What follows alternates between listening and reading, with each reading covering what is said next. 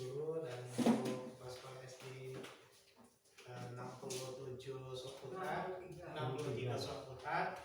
Terima kasih atas kehadirannya pada siang hari ini di SD 229 Tanjung Seribulan dalam rangka sosialisasi praktek baik guru penggerak angkatan 9 bersama saya Ikman dari angkatan 9 Kabupaten Muaro Jambi. Salam bahagia Bapak Ibu. Apakah masih semangat? Masih semangat. Benar semangat. Semangat. Nah, nanti akan saya tes kalau memang semangat. Masih fokus atau tidak? Nah, coba nanti kita ice breaking dulu sebelum kita mulai. Ikuti apa yang saya ucapkan. Kalau saya bilang bola, berarti bilang bola, ya kan? Kalau bola-bola, bola-bola. Nah, sekarang kita mulai. Bola, Bola. bola, bola, Bola. bola, bola, bola, bola, Bola. bola, bola, bola, bola, bola, Bola. bola. Bola. Berapa buah bola?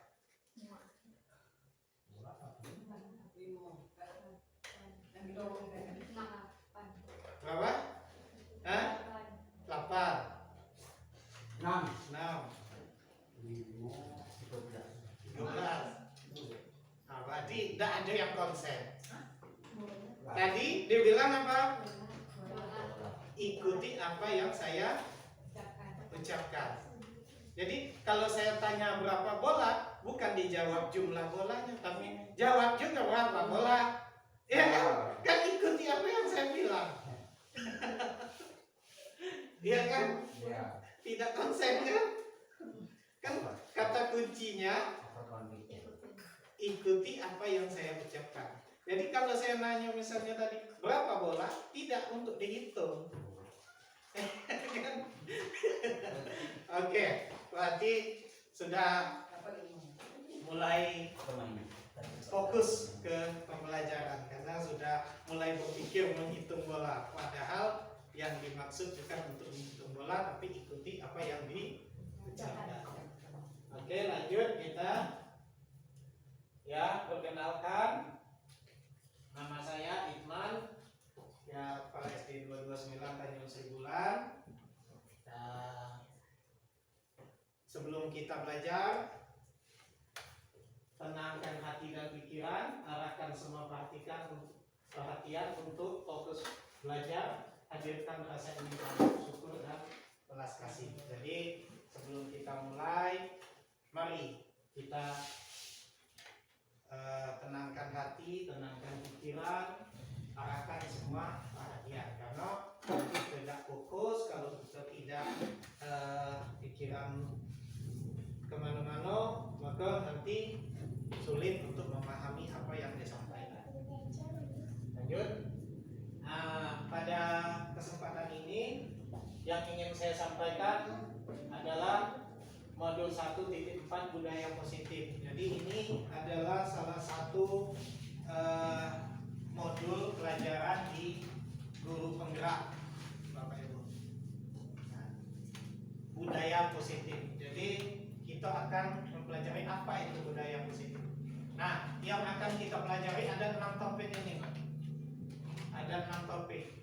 Disiplin positif dan nilai-nilai kebajikan universal, teori motivasi, hukum dan penghargaan, restitusi, keyakinan kelas, kebutuhan dasar manusia dan berkualitas, dunia berkualitas. Yang kelima, restitusi, 5 posisi kontrol, dan keenam, restitusi, segitiga restitusi. Jadi ini yang akan kita pelajari. Mungkin bagi Bapak Ibu ini ada hal yang baru, juga kami juga di guru penggerak ini juga yang kami pelajari merupakan hal yang baru juga, tapi sama-sama kita pelajari. Nilai disiplin positif positif dan nilai kebajikan universal. Pembelajaran 1. Nah, sekarang saya ingin bertanya kepada Bapak Ibu. Seandainya di tangan Bapak Ibu ada sesuatu rahasia, entah apa itu, Bapak Ibu pegang sekuat-kuatnya. Kalau seandainya ada teman yang ingin tahu apakah yang bisa membuka tangan ibu itu siapa sebenarnya, yang bisa membuka kepalan tangan Bapak Ibu itu? Kalau menurut Bapak Ibu, ini ada rahasia dan mungkin ini tidak boleh diketahui oleh orang lain, tetapi ada kawan lain mau tahu. Sebenarnya menurut Bapak Ibu yang bisa membukakan kepalan tangan kita ini siapa sebenarnya? Kita sendiri. Sebenarnya yang bisa mengontrol kita itu adalah kita sendiri. Begitu juga nanti dengan murid. Murid itu yang bisa menentukan mereka itu adalah murid itu sendiri. Guru itu sebagai penuntunnya supaya mereka berkembang ke bakat dan minat dia. Nah, inilah yang akan kita pelajari nanti. Nih, bisa minta tolong dibacakan Pak ya? Perubahan paradigma kegiatan kepalan tangan. Ada A dan B, Anda dan teman Anda. Sobeklah secari kertas kecil, tuliskan benda atau sesuatu yang sangat berharga untuk Anda. Letakkan di salah satu tangan Anda dan genggam benda atau sesuatu tersebut dengan segala daya. Buatlah sebuah kepalan. Teman Anda B akan mencoba dengan sekuat tenaga dengan berbagai cara untuk meminta Anda memberikan benda tersebut. B bisa membujuk, mengancam, menghardik, merayu, menyuap apa saja agar dapat membuka kepalan tangan Anda. Apa yang terjadi? Apa yang terjadi? Jadi kalau kita tadi megang sesuatu, sebenarnya kalau tanpa dari diri kita mau membukanya, si B tadi tidak akan bisa untuk membukanya. Tapi kalau kita si A ini bersedia membukanya, akan dibuka. Nah, perubahan paradigma teori kontrol atau teori pilihan, ilusi kontrol. Ilusi guru mengontrol murid, ilusi guru mengontrol. Ilusi dari murid bahwa kritik membuat orang merasa bersalah dapat menguatkan karakter. Ilusi bahwa semua penguatan positif efektif dan bermanfaat. Ilusi bahwa orang dewasa memiliki hak dan memaksa. Jadi anggapan kita selama ini bahwa guru itu bisa maksoi sekendak dia dengan murid. Itu anggapan kita selama ini. Nah, padahal yang sebenarnya kekuatan positif dari diri anak itulah yang bisa untuk mengontrol dirinya. Jadi selama ini kita menurut kita ilusi ini kan menurut kita Pak. Menurut kita orang dewasa tuh sekedar lah ngatur orang. Sebenarnya tidak begitu. Nah, ini ada stimulus respon, ada teori kontrol pilihan. Nah, kalau menurut teori kontrol, kita berusaha memahami pandangan orang lain tentang dunia. Jadi kita berusaha memahami pandangan orang lain. Yang kedua, semua perilaku memiliki tujuan. Yang ketiga, hanya Anda yang bisa mengontrol diri Anda. Ini menurut teori kontrol. Yang tadi, yang megang kertas tadi, mengepalkan tangan, ini menurut teori kontrol ini hanya Anda yang bisa mengontrol diri Anda. Anda bisa mengontrol orang, tidak bisa mengontrol orang lain. Nah, kolaborasi dan konsensus menciptakan pilihan-pilihan baru, model berpikir menang-menang.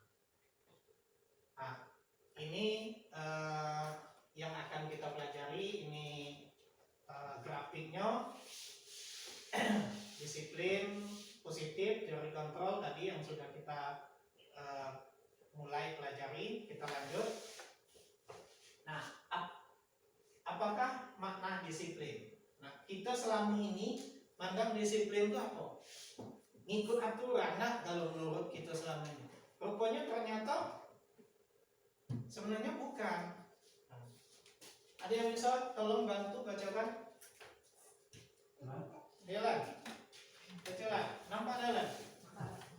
Apakah makna disiplin? Disiplin berasal dari bahasa Latin, disciplina yang artinya belajar. Makna asal dari kata ini berkonotasi dengan disiplin diri dari murid-murid Socrates dan Plato. Disiplin diri membuat orang menggali potensinya menuju sebuah tujuan, apa yang dia hargai. Namun dalam budaya kita, makna kata disiplin telah berubah menjadi sesuatu yang dilakukan seseorang pada orang lain untuk mendapatkan kepatuhan. Kecenderungan umum adalah menghubungkan kata disiplin dengan ketidaknyamanan, bukan dengan apa yang kita hargai atau pencapaian suatu tujuan mulia. Jadi kalau menurut arti bahasanya disiplin itu ini sebenarnya belajar. Tapi setelah ke pengertian kita lebih cenderung ke sini. Nah, suatu yang dilakukan seorang pada orang lain untuk mendapatkan kepatuhan. Nah, ini yang sering kita dengar disiplin, padahal sebenarnya disiplin itu adalah belajar.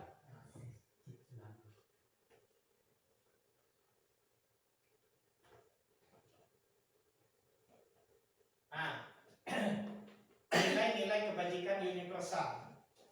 Nilai kebajikan universal adalah sifat positif manusia yang merupakan tujuan mulia yang ingin dicapai setiap individu. Nilai-nilai tersebut bersifat universal dan lintas bahasa, suku bangsa, agama maupun latar belakang. Setiap perilaku atau perbuatan memiliki suatu tujuan. Yang tadi, yang kita di tabel sebelumnya tadi, dengan mengaitkan nilai-nilai kebajikan, yakni seseorang, maka motivasi intrinsiknya akan terbangun sehingga menggerakkan motivasi dari dalam untuk mencapai tujuan mulia yang diinginkan. Menurut Diane Gosen, nilai-nilai kebajikan yang ingin dicapai oleh setiap anak Indonesia kita kenal dengan profil pelajar Pancasila. Jadi profil pelajar Pancasila itu nih nilai-nilai kebajikan yang ingin kita capai. Apa itu nilai kebajikan? Ini sifat positif yang merupakan tujuan mulia dari setiap individu. Nah, apa tuh nilai positif yang ingin kita capai? Beriman, bertakwa pada Tuhan Yang Maha Esa dan berakhlak mulia, mandiri, bernalar kritis, kebinekaan global, gotong royong dan kreatif. Ini biasanya sering kita buat di visi sekolah. Nah, makanya jarang visi sekolah itu tidak melibatkan kata-kata ini.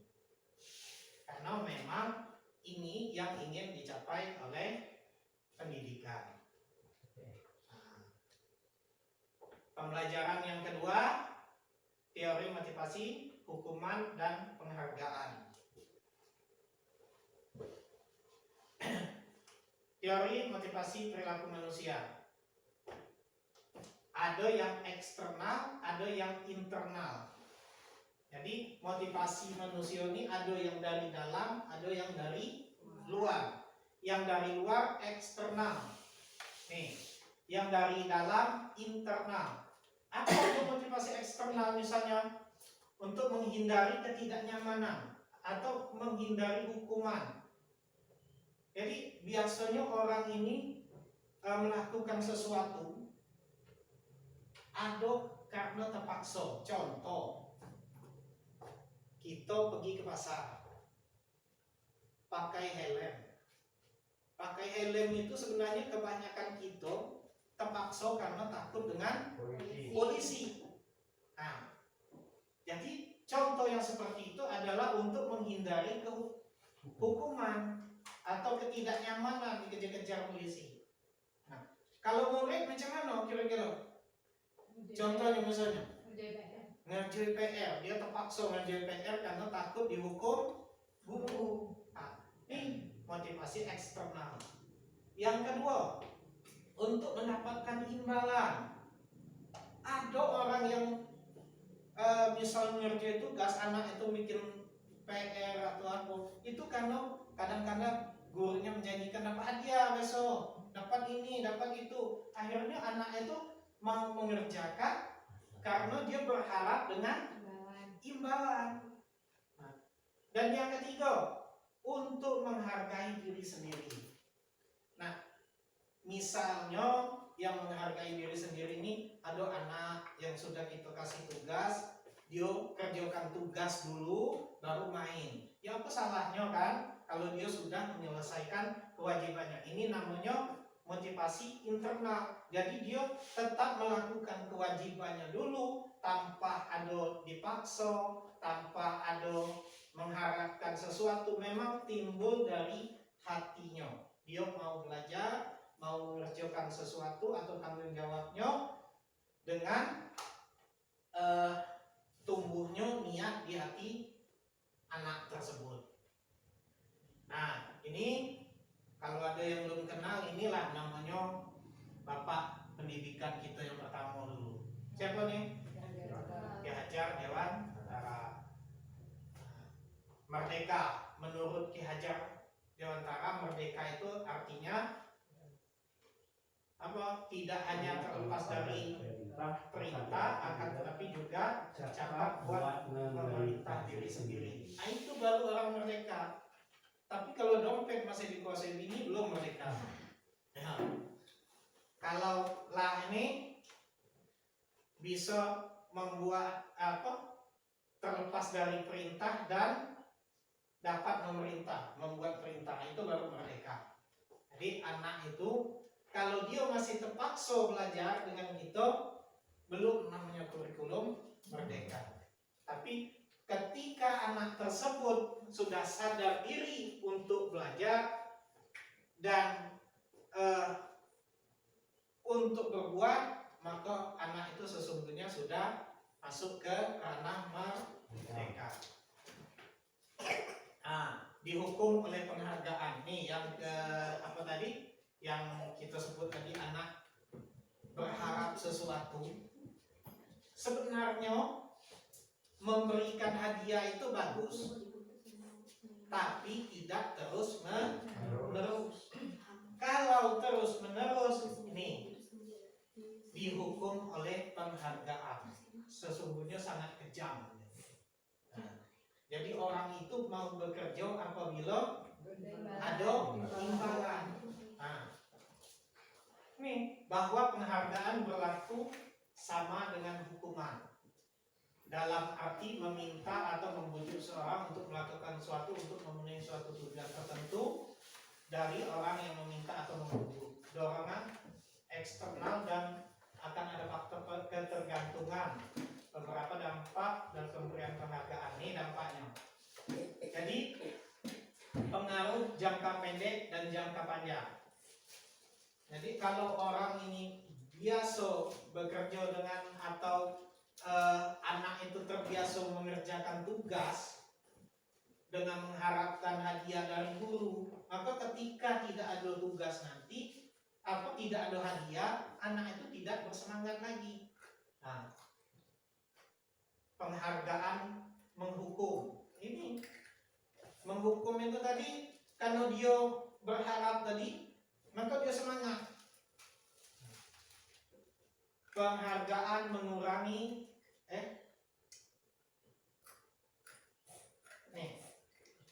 penghargaan mengurangi ketepatan. Jadi mengurangi ketepatan artinya tadi saya bilang kalau tidak ada penghargaan dia biasanya misalnya bisa selesai 1 jam, bisa 2 jam karena tidak semangat, ya kan? Nah, penghargaan tidak efektif, penghargaan merusak hubungan. Jadi dengan adanya penghargaan ini tadi jadi bersaing yang tidak sehat kadang-kadang. Anak saling entah dia curang, entah macam mana, udah mau bantu teman karena takut saingan. Kalau si A pintar juga nanti aku tidak dapat. Nah, inilah merusak hubungan. Nah, dihukum oleh penghargaan. Penghargaan menurunkan kualitas, mematikan kreativitas, yaitu penghargaan mengurangi motivasi intrinsik. Jadi motivasi intrinsik ini adalah motivasi dari dalam diri kita sendiri. Nah, bentuk program kebajikan atau apresiasi. Dalam memberikan apresiasi, pengakuan perlu diingat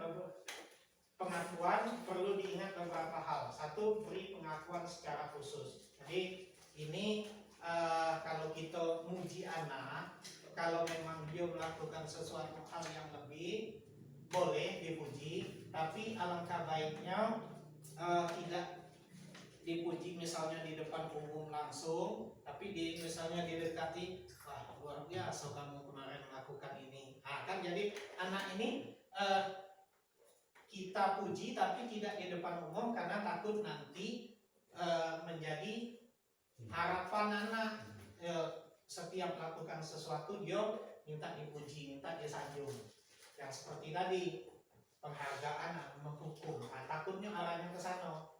Nah, berikan pengakuan secara pribadi. Nah itu tadi, misal, wah memang hebatnya, misal Pak Tiana, misal hebatnya ini.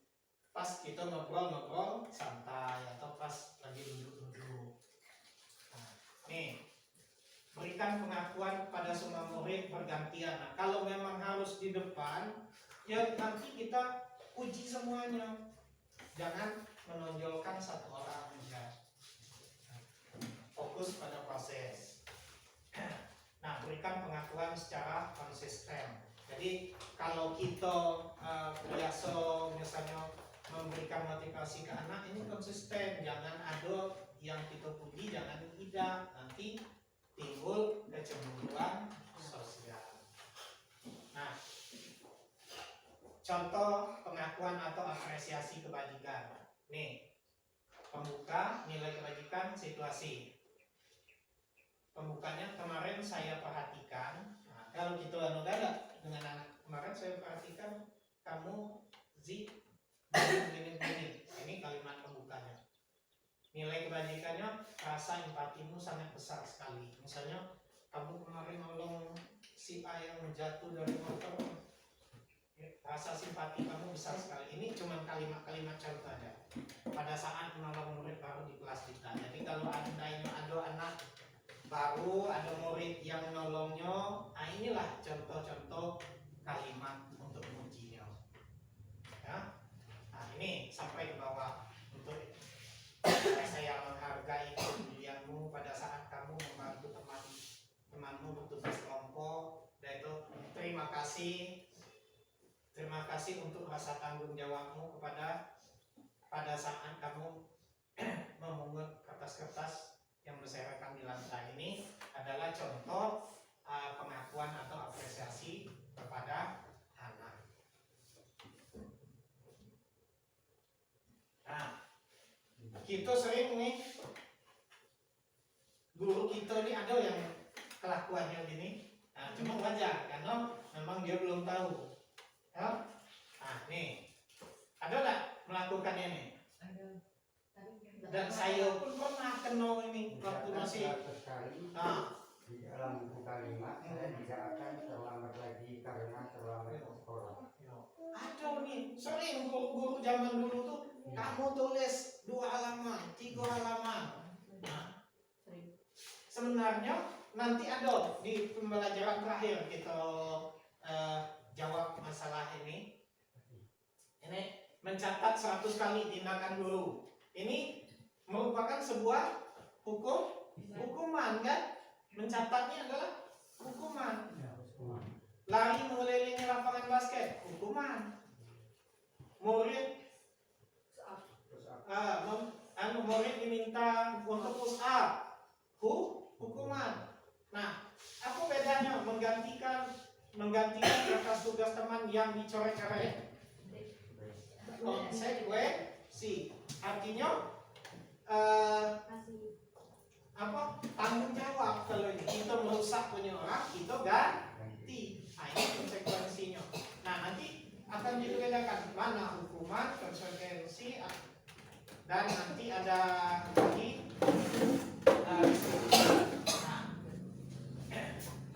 hukuman, perbedaan hukuman dan konsekuensi. Kalau hukuman, sesuatu yang menyakitkan harus terjadi. Artinya mulai tadi, mau tidak mau itu harus kerjakan. Kalau konsekuensi membuat anak merasa tidak nyaman dan dalam jangka waktu pendek, artinya kedua hal ini tidak begitu bagus. Ini membuat tidak nyaman, ini terpaksa. Yang kedua, anak membenci kedisiplinan karena dia merasa tertekan. Nah, anak menghargai disiplin karena tadi kan misal kalau mengganti tadi kan karena tanggung jawab dan masih dia menghargai kedisiplinan. Ini sifatnya paksaan kalau hukuman. Kalau konsekuensi stimulus atau tanggapan. Hukuman lagi mendorong anak menyakiti diri sendiri. Kalau konsekuensi mendorong anak agar mudah menyesuaikan diri. Yaitu konsep diri yang buruk, konsep diri yang baik. Ini perbedaannya Bapak Ibu.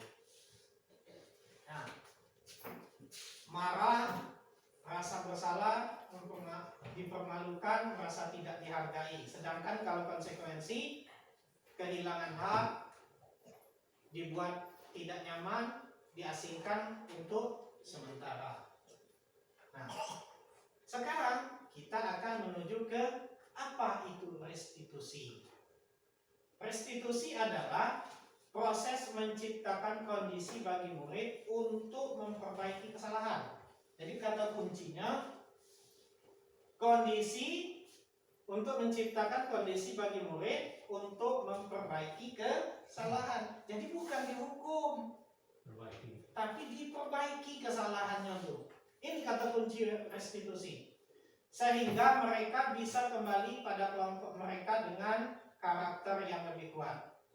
Restitusi juga merupakan proses kolaboratif yang mengajarkan murid untuk mencari solusi untuk masalah mereka dan membantu murid berpikir tentang orang seperti apa yang mereka inginkan menjadi tujuan mulia dan bagaimana mereka harus memperlakukan orang lain. Nah, jadi dalam restitusi ini apa kata kuncinya tadi? Memperbaiki kesalahan, bukan menghukum, tapi memperbaiki. Nah, nih kita kembalikan lagi. Mana yang bagus? Ini kan ada nih yang tadi kita suatu yang menyakitkan harus terjadi. Kalau konsekuensi sesuatu harus terjadi. Sedangkan di restitusi merupakan pilihan. Jadi misalnya anak nih tertidur dalam kelas. Kalau yang hukuman push up atau kerjakan PR gini, itu hukuman. Konsekuensi misalnya karena kamu tertidur, kamu tinggal di kelas untuk ngerjakan, yang lain silakan keluar. Itu konsekuensi kan, karena kamu belum sudah. Tapi kalau yang restitusi merupakan pilihan. Apa itu pilihan? Misalnya, nah, tahu kenapa Bapak panggil ke kantor? Tahu Pak, tadi saya tertidur di kelas. Dia sudah menyadari kesalahannya. Nah, kita kuatkan lagi. Ya enggak apa, semua orang mungkin kalau kecapean pasti juga tertidur seperti kamu. Jadi anak ini timbul semangat lagi, bukan dijatuhkan. Nah, nanti dalam restitusi, nanti kita untuk pelajaran yang nantinya, ini untuk gambaran aja dulu. Ini merupakan pilihan dengan anak itu. Nah, misalnya tadi tidak nyaman untuk murid untuk jangka waktu panjang. Kalau di restitusi menguatkan untuk murid dalam jangka waktu panjang. Jadi menguatkan tadi yang saya bilang tadi, ya nggak apa-apa. Nah, semua orang juga kalau lagi ngantuk, capek, pasti juga tertidur di kelas. Akhirnya anak kembali bersemangat. Ini yang menguatkan. Nih, korban mendapatkan keadilan kalau di hukuman. Kalau di konsekuensi, korban bisa diabaikan. Kalau di restitusi, korban mendapatkan ganti. Nah, Misalnya, kalau ada seandainya anak tadi yang tertidur tadi, ya kan, dicari solusinya, suruh dia yang menyelesaikannya, bukan kita yang menentukan. Misalnya, nah, kenapa kamu tertidur, Pak? Kami kebanyakan nonton HP, main HP atau main game, Pak. Jadi dia mengetahui dasar kesalahannya. Nah, jadi kalau kamu sudah tahu, bagaimana kamu memperbaikinya? Nanti dia akan menjawab, Pak, nanti kami tidak akan main HP lagi terlalu lama, atau tidak akan main game lagi terlalu lama. Artinya yang membuat kesalahan dia, yang mencari solusi kesalahan juga dia sendiri. Nah, itu yang diharapkan di restitusi ini. Nah, murid belajar bertanggung jawab, fokus pada pemecahan masalah yang saya contohkan tadi. Jadi kalau masalahnya misalnya tadi ketiduran, berarti dia fokusnya pemecahannya kenapa bisa tertidur. Nah, ciri-ciri restitusi ada 9. 1, bukan untuk menebus kesalahan, namun untuk belajar dari kesalahan. Nah, yang saya bilang tadi, kalau anak tertidur, bukan untuk menebus kesalahan dia tertidur itu, tapi belajar dari kesalahannya, kenapa dia tertidur. Nah, karena misalnya main HP, berarti ke depan jangan lagi terlalu banyak main HP, misalkan gitu. Nah, yang kedua, memperbaiki hubungan. Jadi kalau kita tidak marahi anak, kita panggil baik-baik, kita tanyakan, mudah-mudahan murid itu tidak akan dendam dengan kita, tidak akan marah. Nah, sudah itu tawaran, bukan paksaan. Jadi hukuman itu tidak ada kita menghukum, tapi kita tanya dengan dia.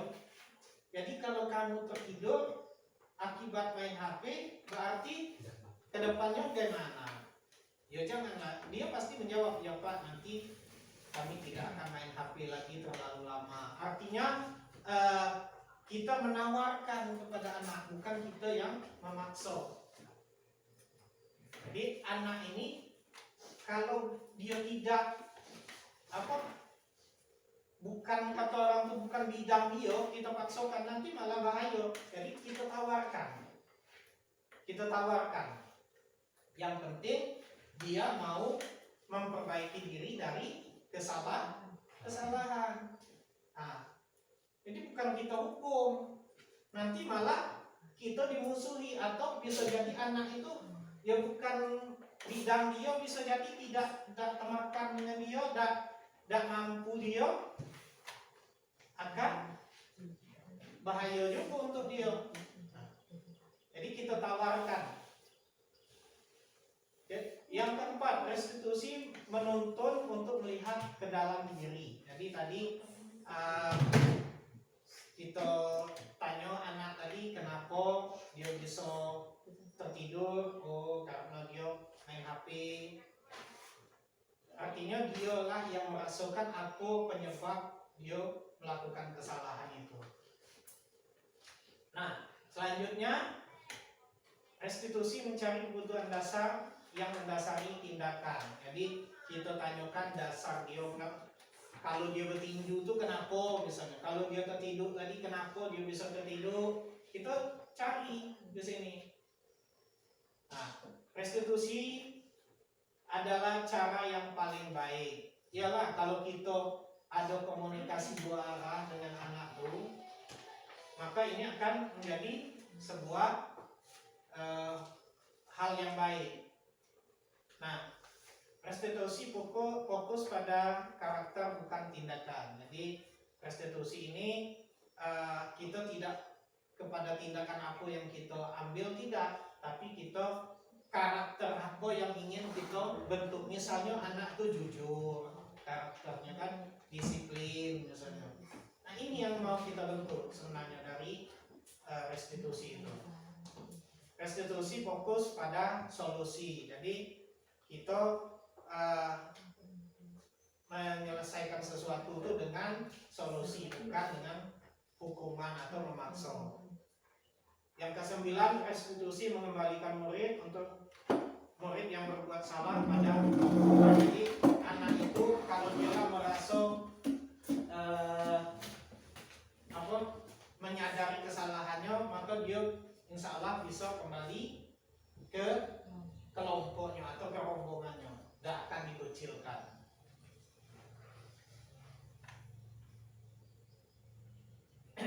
Nah, ini pelajaran yang ketiga, keyakinan kelas. Mungkin kita belum pernah dengar keyakinan kelas. Selama ini yang kita dengar biasanya peraturan kelas. Kenapa sih bukan peraturan? Kenapa keyakinan? Ya kan gitu. Pertanyaan kita pasti begitu. Kok keyakinan? Selama ini adanya peraturan sekolah. Nah, kenapa tidak peraturan? Karena mengapa tidak peraturan saja? Mengapa harus keyakinan?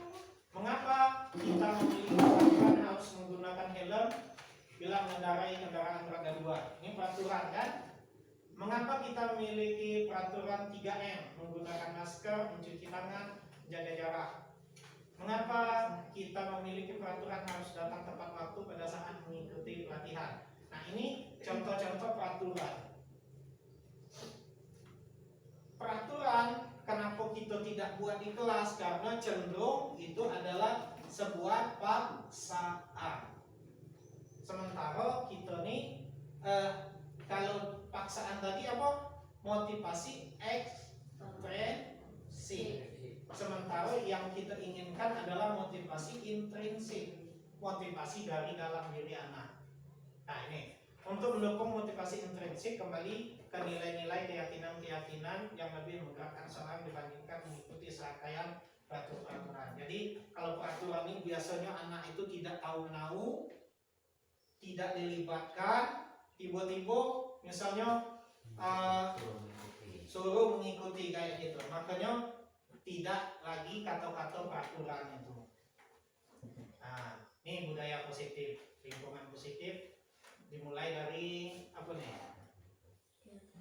Praktek kelas, apa nih? Peraturan kelas, naik ke keyakinan kelas, lingkungan positif dan budaya positif. Ini kalau keyakinan itu masih di dalam lingkup dalam kelas, peraturan kelas, nanti meningkat ke keyakinan kelas, lingkungan positif dan budaya positif. Kalau sudah budaya positif itu sudah menyeluruh. Nah, yang mana yang merupakan keyakinan kelas? Mengapa? Nah, nih coba. Nih, mana nih yang keyakinan kelas menurut Bapak Ibu? Ini ada kesepakatan kelas. Kami guru dan murid saling menyayangi. Kami guru dan murid sangat belajar. Kami peduli dengan teman. Nah, ini kesepakatan kelas, datang tepat waktu, mengucapkan salam, menjaga kebersihan lingkungan, berdoa sebelum sesudah kegiatan, aktif dalam pembelajaran, tertib. Nah, mana yang merupakan keyakinan kelas menurut Bapak Ibu? Sebelum nanti ke materi. Yang tiga, Pak. Hah? Yang tiga. Berdoa. Apa tadi keyakinan kelas tadi apa? Masih ingat? Nah.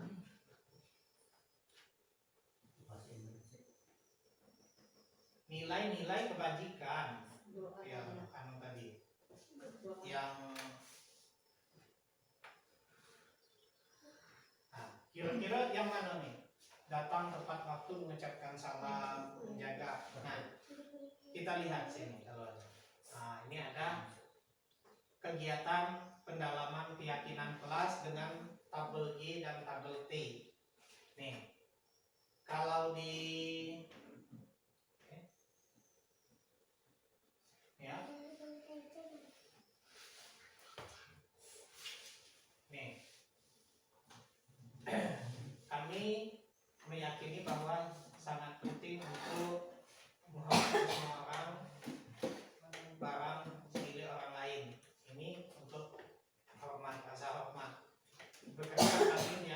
bahwa sangat penting untuk mengerjakan segala kerjaan, mengikuti segala tugas, dan seterusnya.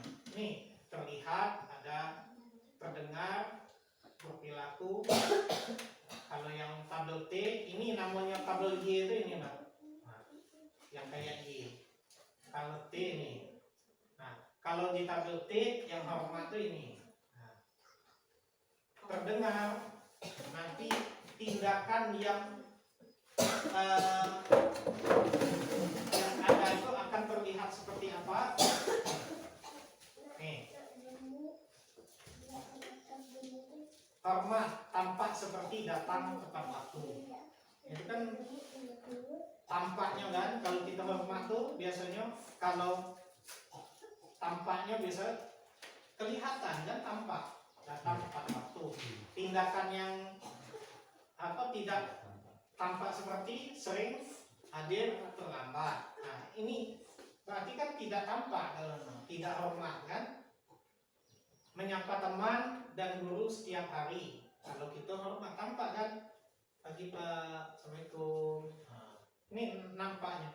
Kalau yang tidak tampak berarti acuh tak acuh dan lain sebagainya. Nah, ini kalau yang terdengar.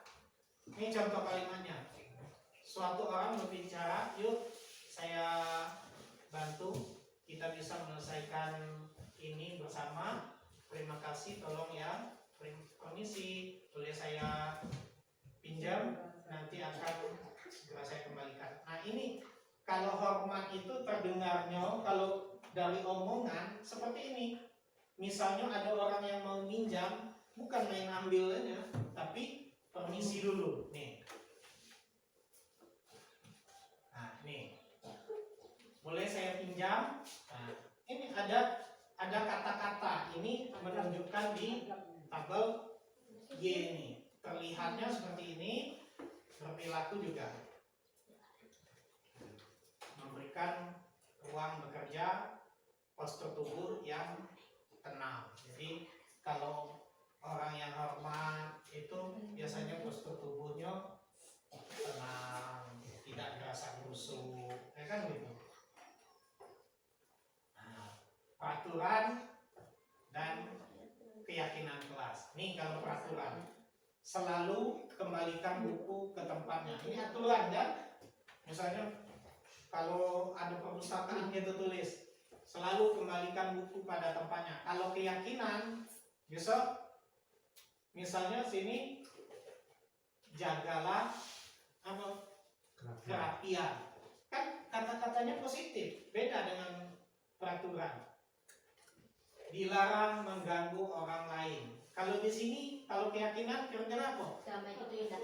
Damai itu indah. Kan enak kan kalimatnya. Misalnya ada lagi, hadir di sekolah 15 menit sebelum pembelajaran dimulai. Kalau di sini misalnya, ayo kita budayakan disiplin waktu. Ya kan? Kalimatnya lebih cenderung ke keyakinan kelas ini mengandung nilai-nilai kebajikan, nilai-nilai yang baik. Nah, ini contoh kalimat-kalimat yang lain. Nah, ini ada kalimatnya kan? Nampak? Kalau tadi selalu kembalikan buku ke tempatnya, kalau di keyakinan kelas tanggung jawab. Dilarang mengganggu orang lain, hormati orang lain. Kalau misalnya dilarang melakukan kekerasan, keselamatan, menghormati orang lain. Jadi kalimatnya lebih cenderung kalimat-kalimat positif. Nah, yang sekarang pembelajaran keempat lagi. Kebutuhan dasar manusia dan dunia berkualitas. Ini apa pula nih? Coba kita lihat. Kebutuhan dasar manusia. Apa tuh kebutuhan dasar manusia? Biasanya ada berapa kebutuhan manusia nih? Kebutuhan dasar manusia. Makan tuh termasuk pengen hidup kan? Ah, ini kebutuhannya. Jadi manusia itu Pak, Bu, mau 5 hal inilah kebutuhan dasar manusia itu. Yang pertama bertahan hidup. Yang kedua, apa lagi? Senang. Kesenangan. Udah dari sini, kebebasan, kesenangan, kasih sayang, dan penguasaan. Ini tingkat yang paling tinggi. Nak tercapai kalau nak berkuasa pula, nak jadi raja. Ya kan? Artinya kalau kita mencari itu nak kayo, kan? Inilah. Jadi kebutuhan dasar manusia itu ini, bertahan hidup, Yang bebas. ingin kebebasan. Kebebasan ini bukan artinya sekendak dia, bukan, tapi Merdeka. tidak dalam tekanan, ya. Jadi dia ingin misalnya, oh Pak, aku tidak mau belajar matematika atau duduk macam itu. Saya mau ngitung tuh sambil loncat. Silakan. Hah? Yang penting dia kalau ngitung tetap ngitung 1, 2, ada yang duduk yang punya kebebasan, yang maksudnya misal kalau dia mau ngitung sambil loncat, silakan, yang penting tetap ngitung. Nah, dia pengen bebas. Jadi nanti kita pelajari lah satu-satu. Nih, jadi kebutuhan kasih sayang juga sangat dibutuhkan oleh anak itu. Jadi kalau kita misalnya perhatikan, kita berikan perhatian kepada anak itu dalam hal misal belajar, maka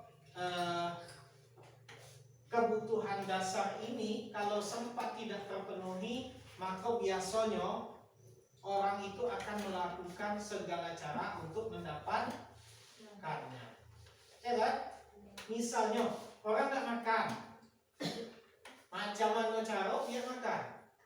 Dan bisa mencuri atau merampok karena pengen bertahan hidup. Begitu juga dengan yang lain, kesenangan.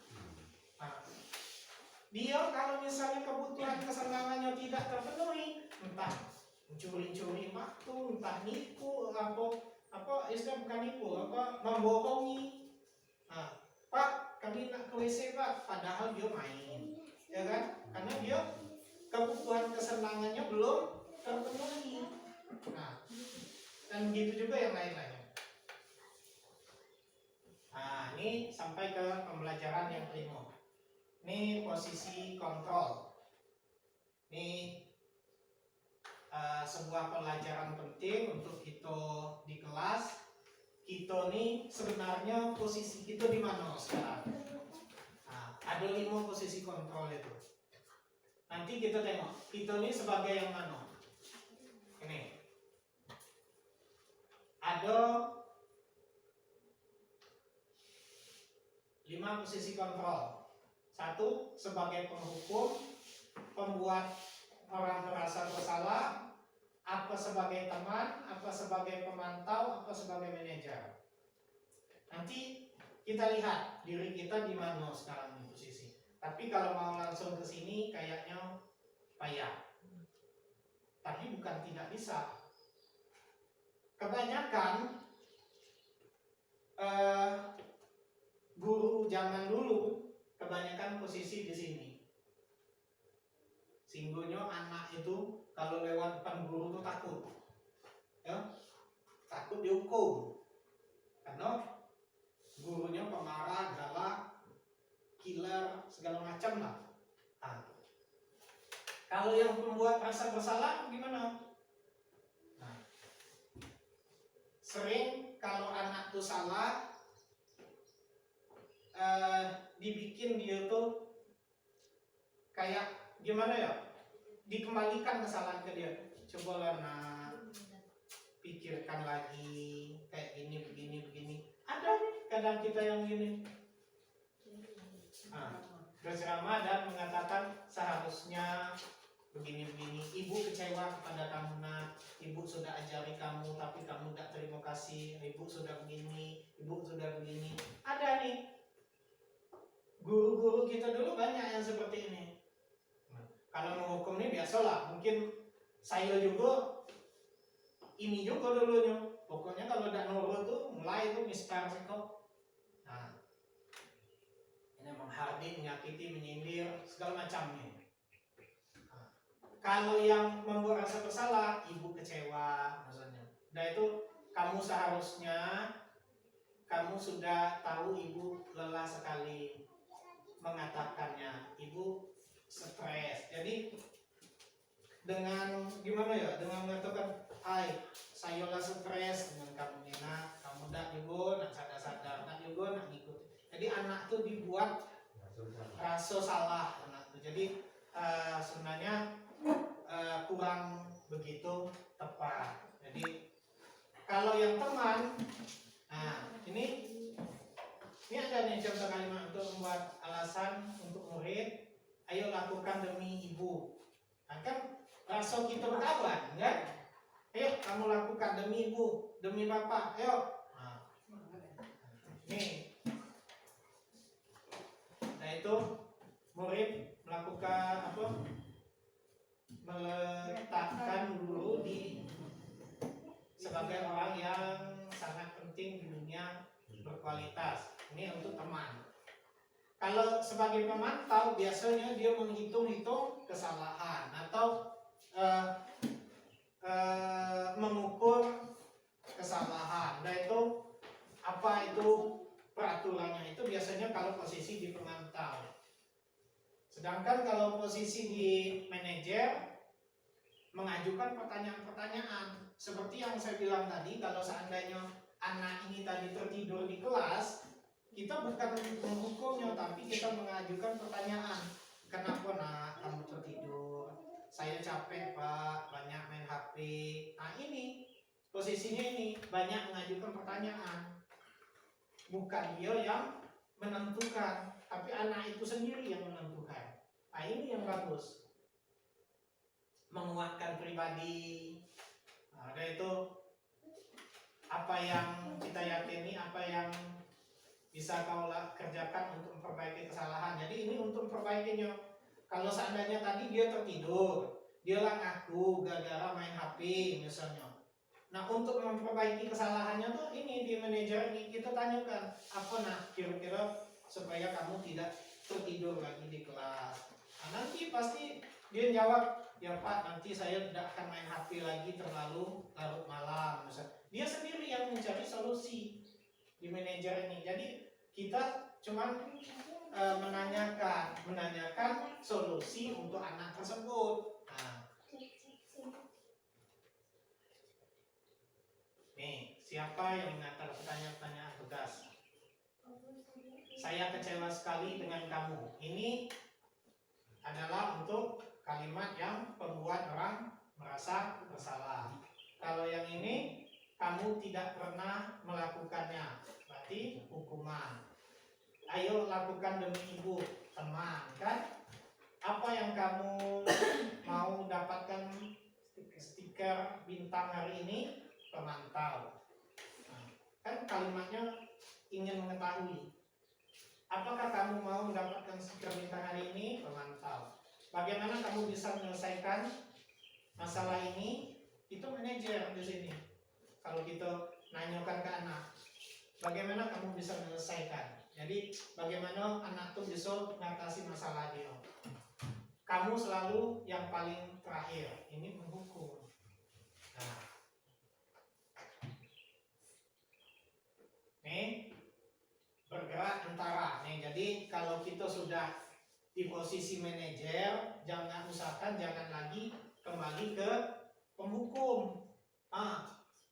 Kalau kita lagi sini, jangan ke sini lagi. Kita paling tidak di sini sama sini. Kembali. Ini bisa ke pemantau atau tadi ke teman. Jangan lagi kembali ke yang tidak baik penghukum.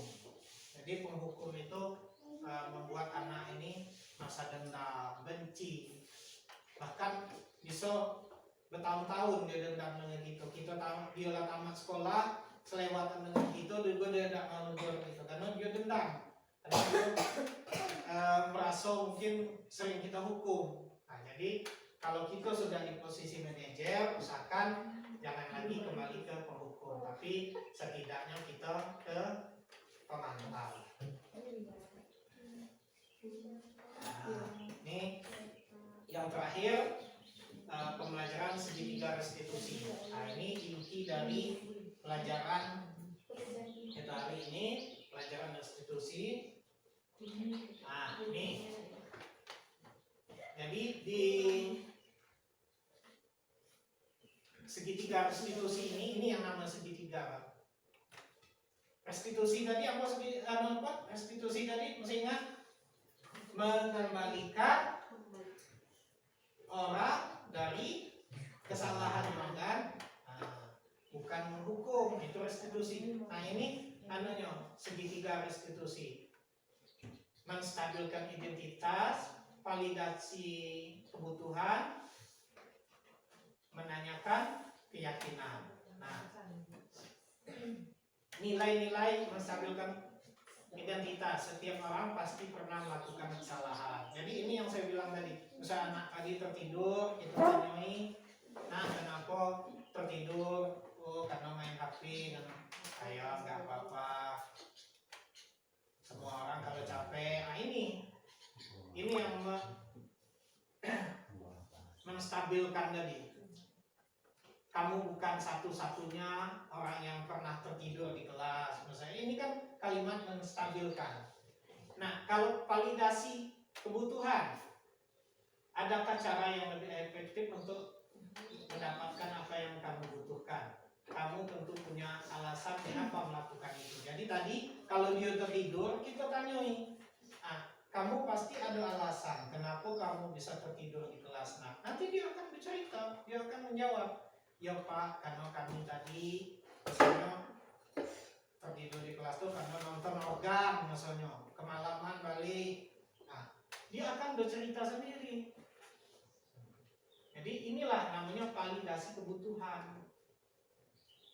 Nah, selanjutnya menanyakan keyakinan. Nih, nilai-nilai apa yang telah kita sepakati. Nanti kita tanya dengan anak. Nah, makanya nanti kita sebenarnya kita harus ada keyakinan kelas. Boleh tidak di kelas nanti? Boleh tidak di kelas ini? Ya. Jadi di kelas tuh menurut keyakinan kelas kita ada nggak? Apa keyakinan kelas apa yang kamu langgar? Misalnya kita tanya ke dia. Oh Pak, ya kami melanggar misalnya disiplin misalnya. Nanti dia yang akan menjawab. Nah, setelah dia mengakui kesalahannya, kita tanyakan solusi apa yang kira-kira bisa mengatasi kesalahannya itu. Misalnya, ya yang seperti saya bilang tadi, kalau kamu sudah tahu, misalnya kamu melanggar disiplin, kira-kira apa yang kamu lakukan supaya kamu tidak tertidur lagi di kelas? Nanti anak akan menjawab, ya Pak, kami tidak akan main HP lagi, misalnya kan kalimatnya itu kan, atau yang lain, misalnya kalau dia datang terlambat, misalnya, ya Pak, kami akan bangun lebih cepat lagi, mandi lebih cepat lagi, misalnya kan. Nah, nanti anak itu sendiri yang akan menjawab permasalahannya. Jadi bukan guru yang menentukan. Nah ini untuk membuat anak merasa gagal karena berbuat salah menjadi positif terhadap dirinya. Ini menstabilkan identitas. Guru berkata, berbuat salah itu hal yang manusiawi. Tidak ada manusia yang tidak pernah, yang tidak sempurna. Bapak Ibu juga buat salah. Jadi ini kalimat-kalimat untuk menstabilkan identitas. Jadi supaya anak itu merasa tidak dijatuhkan. Siapa yang salah? Bapak Ibu lebih tertarik untuk menyelesaikan masalah. Jadi kita jangan misalnya Bapak di sini, misalnya dia berkelahi nih, contoh anak berkelahi, panggil Bapak di sini tidak menanyakan siapa yang salah, siapa yang benar, tapi ingin menyelesaikan masalah. Jadi ini kalimat-kalimat untuk menstabilkan identitas.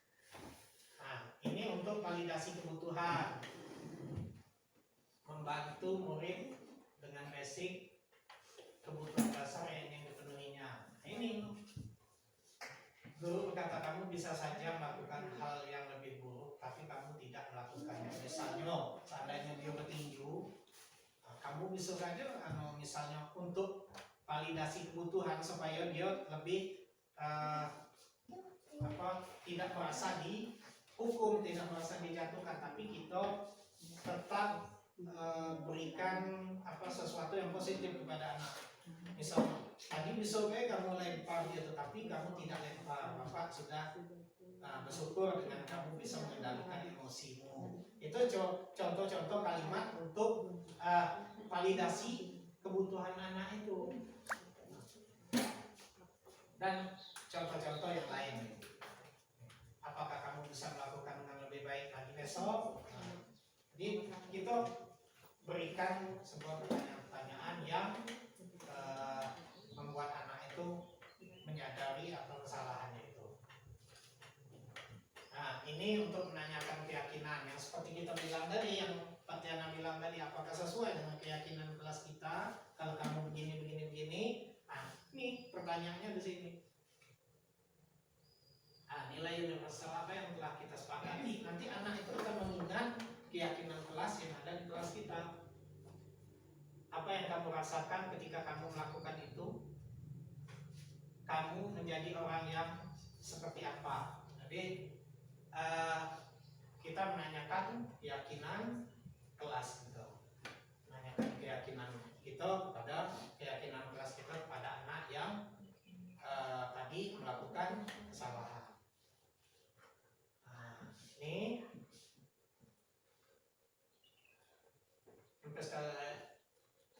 intervensi 30 detik. Intervensi membuat murid kembali kepada tujuan semula dengan cukup singkat.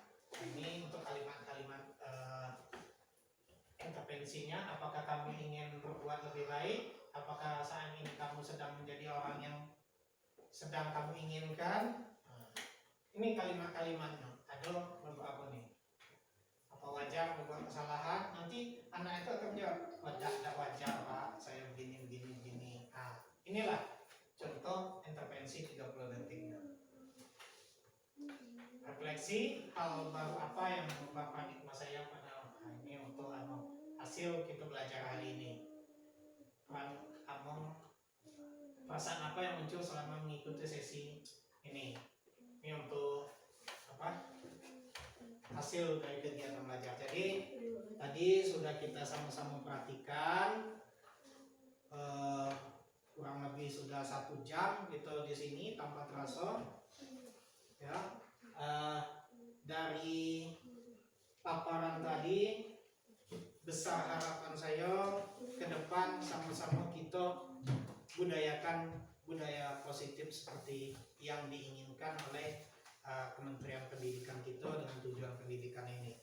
Jadi di sini saya sebagai calon guru penggerak angkatan 9 berterima kasih kepada Bapak Ibu semuanya yang telah berkenan hadir, walaupun kita tidak bisa hadir semuanya karena terhalang dengan ANBK yang juga tidak bisa kita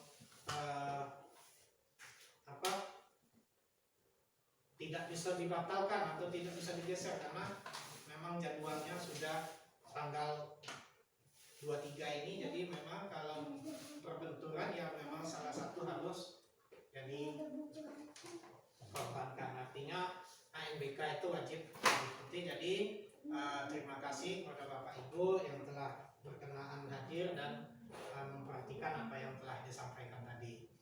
Akhir kata, billahi taufiq wal hidayah. Assalamualaikum warahmatullahi wabarakatuh. Waalaikumsalam warahmatullahi wabarakatuh. Selamat pagi anak-anak. Apa kabarnya? Alhamdulillah. Anak-anak, pada pagi hari ini kita akan membuat keyakinan kelas. Pernah dengar keyakinan kelas? Pernah? Pernah. Nah, ada yang tahu apa itu keyakinan kelas? Ya, silakan. Peraturan dalam kelas. Iya, betul. Peraturan dalam kelas. Ini? Kesepakatan dalam kelas. Kesepakatan. Ada yang lain lagi? Reza? Tidak membeda-bedakan teman. Iya, tidak membeda-bedakan teman. Nah, jadi keyakinan kelas itu adalah sebuah kesepakatan antara yang diinginkan murid dengan guru. Nanti kita sepakati. Nanti kamu tulis di kertas. Nanti Bapak bagi kertas sticky note. Ini namanya kertas sticky note. Nanti Bapak bagi, kamu tulis ya keyakinan kelas apa yang mau kamu buat di kelas kita dalam belajar. Misalnya nanti Bapak contohkan keyakinan kelasnya disiplin misalnya. Silakan anak-anak tulis sesuai keinginan anak-anak ya. Nah, nanti setelah selesai kita tempel di sini ya. Nah, nanti kata Bapak silakan tempelkan, kalian tempelkan. Kalau tulis dulu, nanti biar bergantian menempelnya ya. Iya. Sudah paham belum? Paham. Nah, ini Bapak bagi kertasnya ya, nanti silakan ditulis. Nah. Nih. Nah, awas jangan terbalik nulisnya, yang merekatnya di belakang, yang tidak lengketnya di depan. Nih.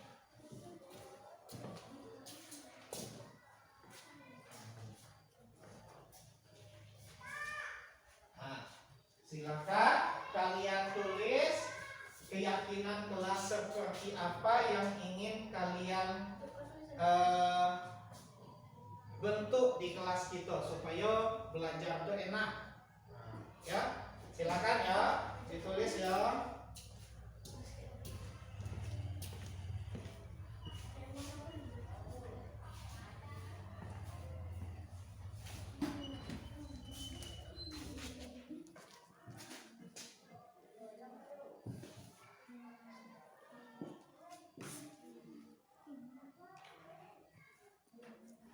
Ya, silakan tulis keyakinan apa yang ingin anak-anak buat di dalam kelasnya. Iya, silakan ya. Ya. Nah. Nah. Ya, Hamid, silakan Hamid ditulis ya Hamid ya. Iya, Hardi silakan. Iya.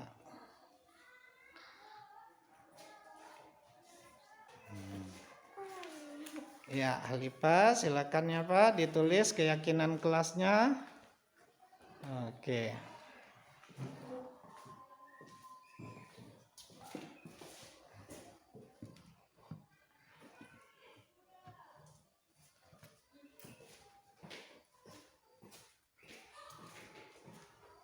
Nah, kalau sudah selesai semua ditulis, sudah selesai belum?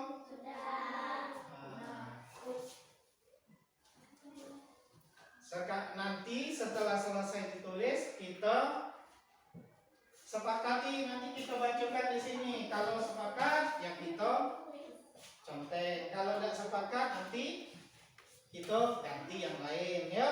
Nah, ya. Sudah semua? Ya. Iya. Nanti kita tunggu dulu. Alifah belum. Silakan tulis dulu. Sudah yakin? Nah, yang sudah boleh tempelkan di depan sini. Boleh, silakan. Nah, di mana terserah, di sini bariskan boleh juga. Silakan. Nah, ya. Oke. Boleh.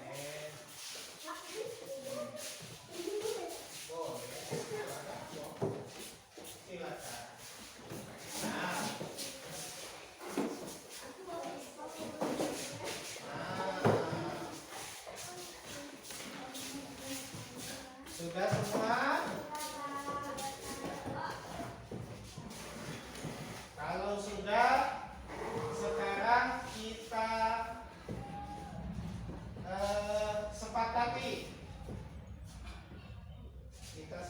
disepakati. Ya. Kesepakatan yang pertama, rukun dengan teman. Setuju? Setuju ya? Iya, nanti kita tulis. Nah, nanti kesepakatan pertama rukun dengan teman. Artinya kita tidak boleh bermusuhan dengan teman. Yang kedua, berikutnya bersikap sopan dan menghormati. Setuju? Setuju. Nah, ini bagaimana bersikap sopan dan menghormati ini? Kita dengan orang lain apa? Sopan, dan itu tidak merendahkan orang lain. Nah, yang selanjutnya bertanggung jawab mengerjakan tugas. Setuju? Nah, nanti kalau Bapak kasih PR, Bapak kasih tugas di rumah dikerjakan. Setuju? Setuju. Nah, berikutnya perjanjian di dalam kelas. Nah, apa nih? Tolong menolong. Macam mana? Setuju?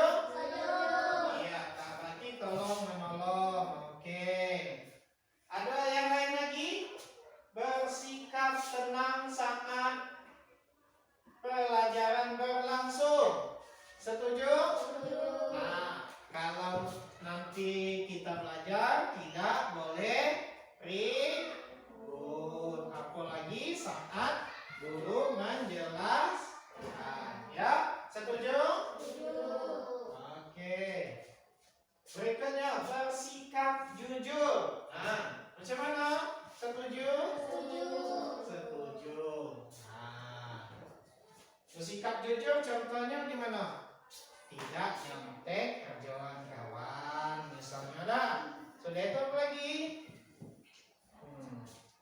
Mengakui kesalahan, tidak ada nyalahi orang.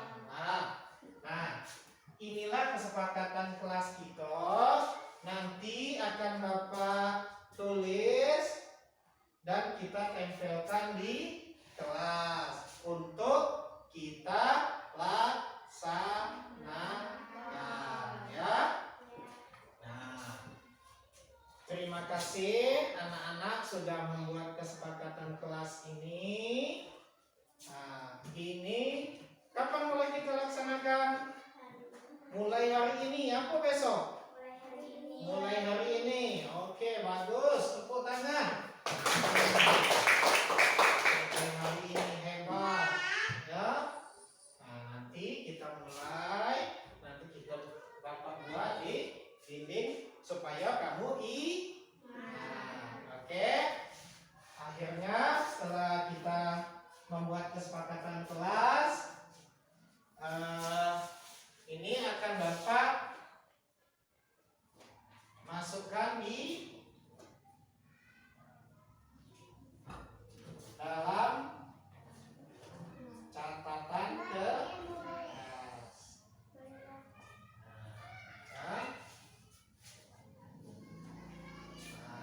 Oke, terima kasih. Assalamualaikum warahmatullahi wabarakatuh.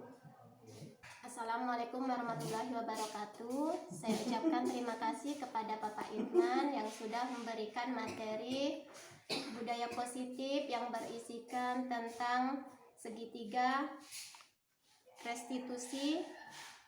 Semoga bermanfaat untuk kami, guru-guru, untuk memecahkan masalah pada anak didik kami, dan kami dapat menerapkannya, dapat menjadikan anak didik kami jauh lebih baik lagi di hari yang sebelumnya. Terima kasih dengan saya mengikuti kemarin tutorial Budaya positif. Terutama tentang berkaitan dengan keyakinan kelas dan Segitiga restitusi. Tapi yang saya betul-betul terkesan itu tentang kesadaran motivasi belajar anak yang di situ dikuatkan dengan adanya keyakinan kelas, program keyakinan kelas, bahwasanya siswa turut merancang atau membuat program yang disepakati dan akan dilaksanakan sendiri oleh siswa, dan guru sebagai pemantau dan membantu melaksanakan pembimbingan supaya tujuan pembelajaran yang dilakukan siswa itu betul-betul efektif mencapai sasaran.